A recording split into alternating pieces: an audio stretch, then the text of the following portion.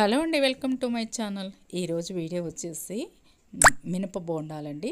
Super టేస్టీగా ఉండే, చాలా బాగున్నాయండి. ఒకసారి ఇలా ట్రై చేయండి. ఇప్పుడు వీడియోకి వెళ్ళిపోదాము.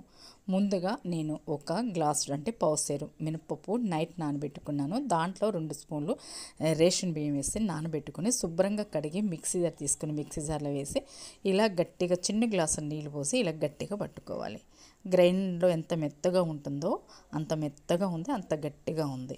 ఇలా ఉండటం వల్ల అస్సలు నూనె పీల్చదండి. బియ్యం వేసాం కాబట్టి అస్సలు నూనె పీల్చదనమాట. ఎంత బాగుంటాయంటే అంత టేస్టీగా ఉంటుంది. ఒక పెద్ద సైజు ఉల్లిపాయ సన్నగా తరిగింది, కొత్తిమీర సన్నగా తరిగింది, కరివేపాకు, జీలకర్ర, పచ్చిమిర్చి వేసుకోవచ్చు. చిన్నపిల్లలు ఉంటే అవాయిడ్ చేయండి, వేయకండి. జీలకర్ర 1 స్పూను, మనకి రుచికి తగినంత సాల్ట్ వేసి దీంట్లో 1 కప్పు ఇడ్లీ పిండి వేసానండి. ఈ ఇడ్లీ పిండి వేయటం వల్ల లోపల రవ్వగా మెత్తగా ఉంటాయి, పైన బియ్యం వేయటం వల్ల క్రిస్పీగా ఉంటాయి. ఇలా ఈ 2 టిప్స్ మనం ఫాలో అయ్యామంటే బోండాలు ఎంత టేస్టీగా ఉంటాయంటే అసలు అంత టేస్టీగా ఉంటాయి. ఇది 10 నిమిషాలు పక్కన పెట్టుకోండి.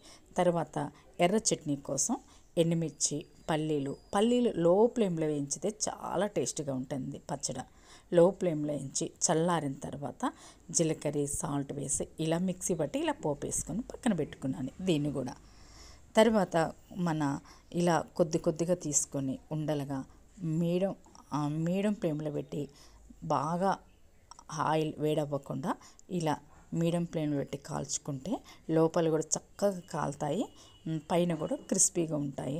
దీంట్లో 1 చిటికెడు నేను వంట సోడా అయితే వేసానండి. వేయండి వంట సోడా, అప్పుడు లోపల పిండి మెత్తగా ఉండకుండా రవ్వగా బాగుంటుందన్నమాట. ఇలా చక్కగా కాల్చిన తర్వాత ప్లేట్లో తీసుకొని చూడండి, బోండా ఎంత బాగుందో, చూస్తుంటేనే తినబుద్ధి అవుతుందండి. అంత బాగా వచ్చాయన్నమాట, చాలా బాగున్నాయి.